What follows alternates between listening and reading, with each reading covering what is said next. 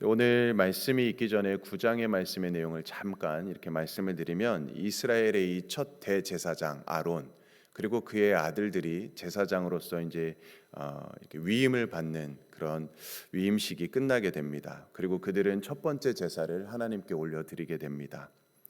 자, 그런데 오늘 본문은 이렇게 거룩한 제사의 이제 출발점에서 뜻하지 않게 발생한 비극적인 사건에 대해서 말씀을 하고 있습니다. 오늘 1절 말씀을 먼저 보게 되면, 아론의 아들 나답과 아비후가 각기 향로를 가져다가 여호와께서 명령하시지 아니하신 다른 불을 담아 여호와 앞에 분향하였더니라고 말씀합니다.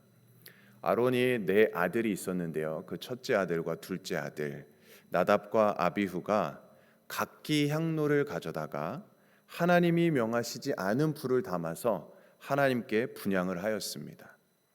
이때 향로 안에 들어가야 할 숯불은 반드시 항상 피어져 있는 번제단에 있는 그 숯불을 사용해야만 했던 것이죠.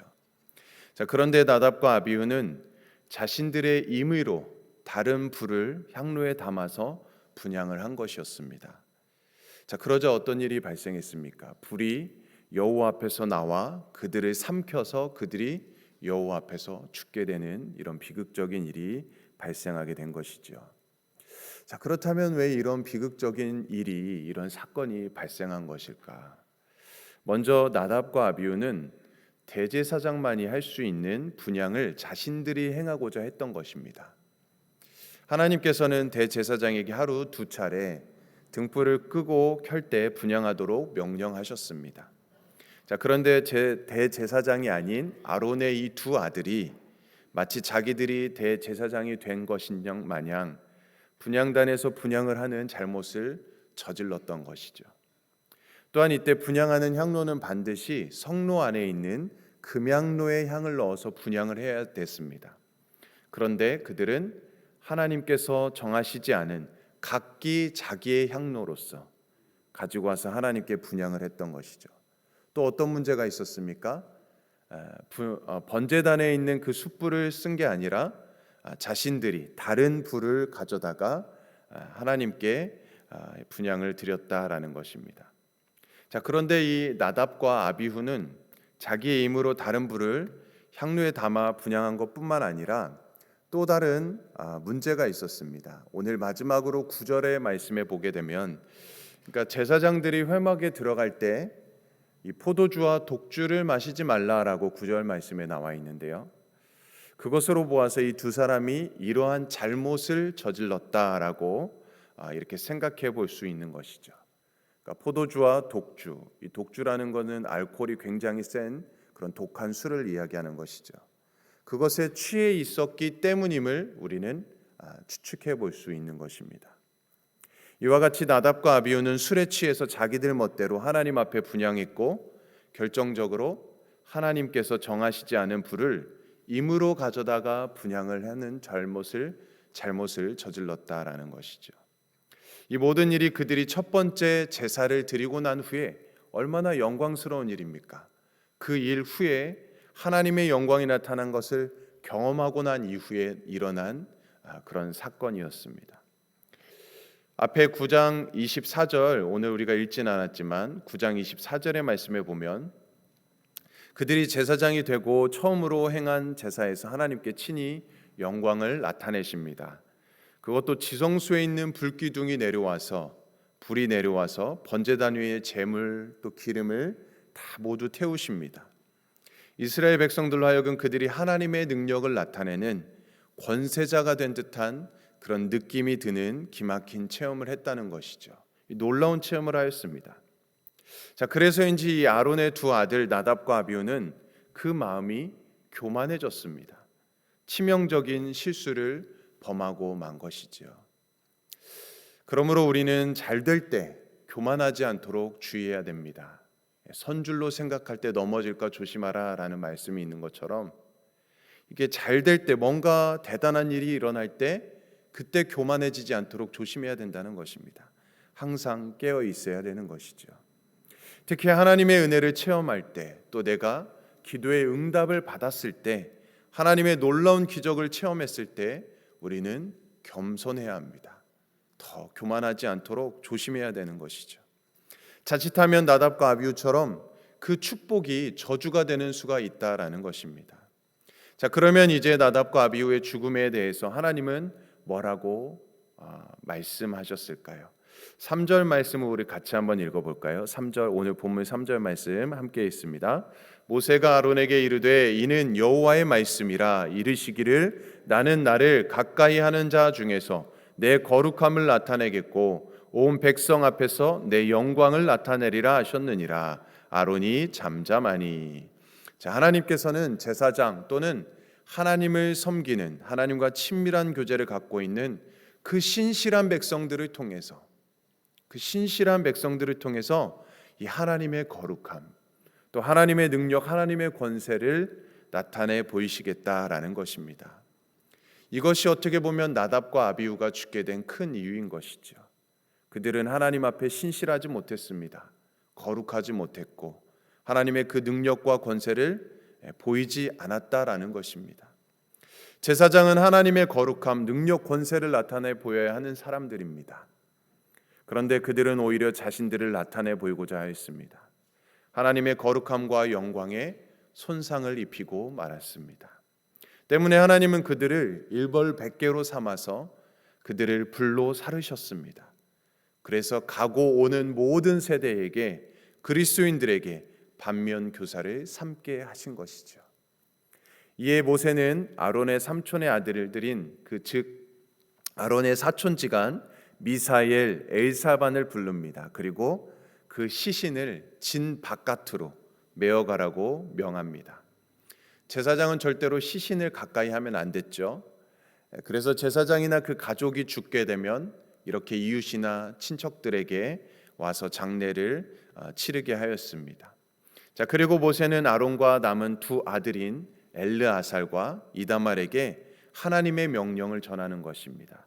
6절 말씀입니다. 같이 한번 읽어볼까요? 6절 말씀 시작. 모세가 아론과 그의 아들 엘르아살과 이다말에게 이르되 너희는 머리를 풀거나 옷을 찢지 말라. 그리하여 너희가 죽음을 면하고 여호와의 진노가 온 회중에게 미침을 면하게 하라. 오직 너희 형제 이스라엘 온 족속은 여호와께서 치신 불로 말미암아 슬퍼할 것이니라. 머리를 풀거나 옷을 찢지 말라라는 것은 슬픔을 표현하는 것이지 않습니까? 근데 그것을 하지 말라라고 명령하십니다. 제사장들은 가족의 죽음에 대해서 슬퍼하는 것까지 금지된 것은 아니죠. 그러나 지금 이 경우에서는 하나님의 심판을 받은 것입니다. 그것이므로 심판을 받고 죽은 것이므로 슬퍼하지 말라라고 명령하신 것입니다. 만약 그들이 슬퍼하거나 이 일로 불평한다면 하나님의 권위로 내리신 그 심판에 도전하는 행위가 되는 것이기 때문이죠. 이는 두 아들들이 억울하게 죽은 것처럼 보이고 하나님의 처사에 뭔가 부정적인 시각을 만드는 것이기 때문입니다. 그렇지만 이스라엘 백성들에게는 슬퍼할 것을 허용하셨지요. 자, 특히 여호와의 치신 불로 인하여 슬퍼하라라고 명하신 것은 이스라엘 백성들로 하여금 슬퍼하면서 하나님의 명령에 순종하지 않는 자에게 내리시는 그 심판의 두려움을 기억하라라는 것입니다. 자, 그래서 또 이렇게 명하십니다. 7절 말씀. 여호와의 관유가 너희에게 있은즉 너희는 회막문에 나가지 말라. 그리하면 죽음을 면하리라. 그들이 모세의 말대로 하니라. 관유가 너희에게 있다라는 이 말은 너희가 제사장이다라는 말입니다. 관유는 제사장의 전유물이기 때문에 그렇습니다. 때문에 제사장으로서 회막문에 나가서 장례를 치르지 말라는 것입니다. 죽은 자와 접촉하고 장례를 치르는 것은 하나님 앞에 부정한 일이기 때문이지요. 두 아들이 죽은 것은 하나님 앞에 부정한 일을 행했기 때문입니다. 자, 그래서 아론과 두 아들들에게 하나님은 슬퍼하지도 말고 장례에도 참석하지 말라라고 하신 것입니다. 자, 계속해서 8절과 11절의 말씀은 하나님께서 이러한 일에 대한 한 가지 규례를 말씀하십니다. 그 중에서 9절 말씀을 우리 같이 한번 읽어볼까요? 9절 말씀 시작. 너와 내 자손들이 회막에 들어갈 때에는 포도주나 독주를 마시지 말라. 그리하여 너희 죽음을 면하라. 이는 너희 대대로 지킬 영영한 규례라. 아멘.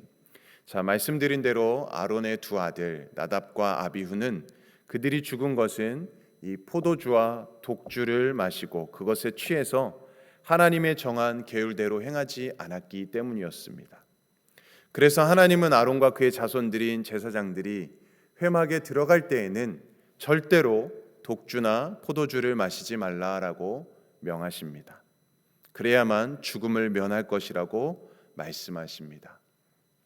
그 이유는 제사장은 거룩한 것과 속된 것을 분별하고 또 정한 것과 부정한 것을 분별해야 하기 때문입니다. 우리가 아는 것처럼 술은 사람의 정신을 흐리게 만듭니다. 분별력을 잃게 만들죠. 그래서 술로 인해서 사람들은 실수를 범하고 술 때문에 얼마나 많은 사건과 사고가 일어나게 됩니까? 돌이킬 수 없는 큰 잘못을 저지르는 경우를 우리는 많이 보게 듣게 됩니다. 때문에 우리들은 술에 취하는 것을 늘 경계해야 됩니다.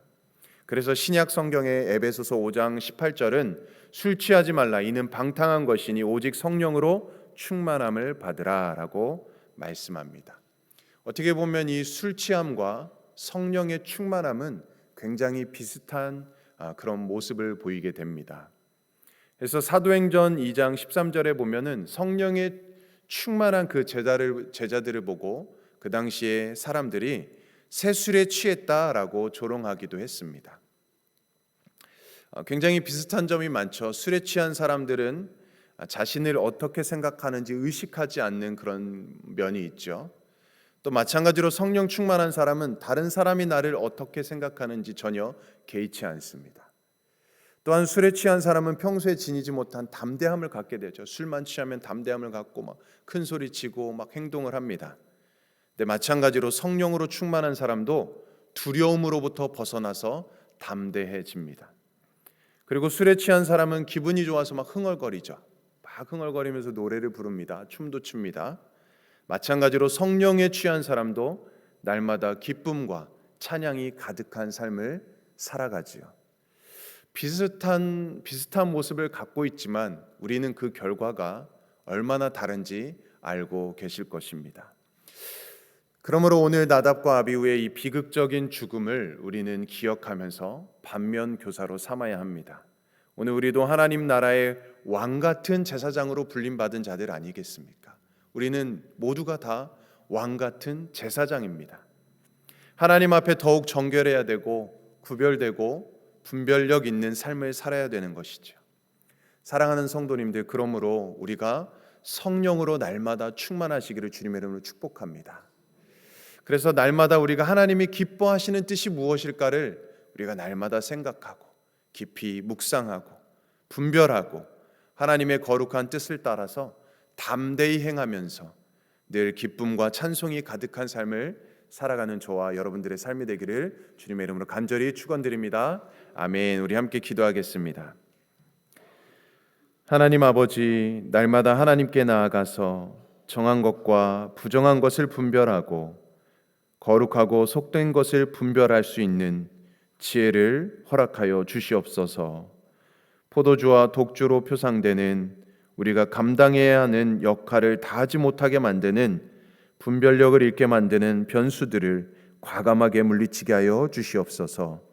하나님을 예배하는 삶을 통해 하나님의 말씀을 보여주시고 가르쳐 주시고 우리에게 주신 하나님의 제사장의 역할을 우리가 오늘도 잘 감당하며 기억하며 또 하나님의 말씀대로 따라 살아가는 순종하는 우리의 삶이 될 수 있도록 인도하여 주시옵소서.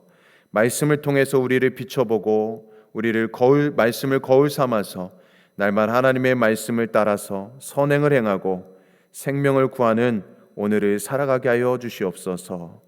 사순절 기간을 보내고 있습니다. 더 예수 그리스도의 십자가 사랑, 그 놀라운 은혜를 기억하며 깊이 묵상하며 주님께서 걸어가신 그 길을 우리도 따라갈 수 있도록 인도하여 주시고 우리 각자에게 주신 그 십자가를 짊어지고 사명 감당하며 살아가게 하여 주시옵소서. 감사드리며 예수님의 이름으로 간절히 기도드리옵나이다. 아멘. 오늘은 우리 남미 지역을 위해서 기도하는 날입니다. 우리 멕시코 라준영 또 우리 방주일 선교사님 귀한 선교 사역 위에 강건함으로 붙들어 주시고 또 부족함 전혀 없도록 역사해 달라 기도해 주시고, 우리 아르헨티나 김우진, 박경희, 또 강기한, 이옥 선교사님, 또 모든 선교사역의 복음의 역사가 증거되고 나타날 수 있도록 주님의 나라가 확장될 수 있도록 역사를 기도해 주시기 원합니다. 또 특별히 사순절 정교인 캠페인 5주차를 맞이하여서 또 하루하루를 보내게 될 텐데, 주님의 뜻과 그 목적대로 또 하나님의 인도하심대로 따라 살아가는 우리의 삶 되게 하시고, 또 우리 모든 가정, 또 개인과 또 우리 교회에 또 여러 기도 제목을 가지고 시간 주님의 이름 한 번 외치며 간절히 기도하겠습니다. 주여